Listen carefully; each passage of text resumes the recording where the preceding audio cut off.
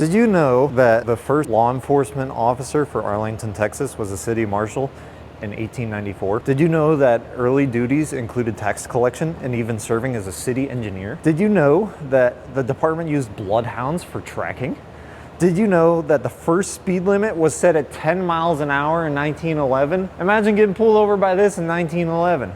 Anyway, enough about that. This here is a drone something unit for Arlington, Texas Police Department. So basically, when they need to deploy a drone, they use this vehicle, they pull up to the scene, and they make a drone come out of it. But you might be asking yourself, how does a car turn into a drone? You would be because the car actually isn't the drone goes in the car. So anyway, let's walk around and do a tour of some of the equipment on this bad boy. This here's a Thunderstruck TVI bumper, all Whelen. So we got the Whelen T series up here. We have the Whelen Pioneer there. So basically, anytime that they want additional scene lights, this will light up white, these light up white, those light up white, whole thing, you can see everything. Now, front lights, moving around to the side, we have the Whelen under mirror lights, tracers, cargo lights. See that big ugly thing up on the roof? That's a Starlink antenna. What Starlink does is it gives them access to internet basically no matter where they're at. We'll get into a little bit of the nitty-gritties on that later. Moving around to the back of the vehicle, you'll never guess it, but we have even more lights. Basically, on the back of this, they have every light option available, including the Whelen outer edge visor lights, outer edge pillar lights, license plate lights, and hideaways, vertexes, in the reverse lights.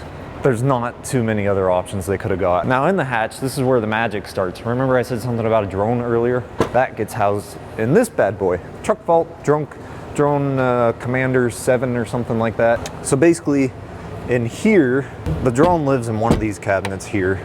I think this is a whiteboard. Let's find out. No, this is actually just a platform.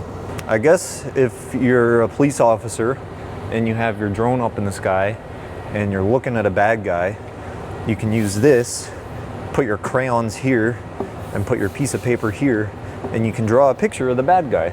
Since it's 2021, you could probably just print off a picture, so really I'm not sure what you'd use this for. This thing pulls out.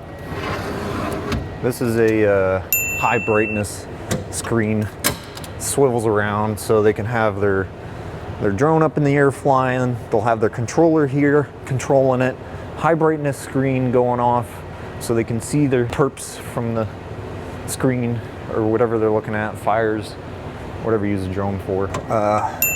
This whole unit is powered by a massive inverter on the other side of this cabinet, which can be turned on right here. And we also have a couple outlets and some USB and some additional auxiliary power for them.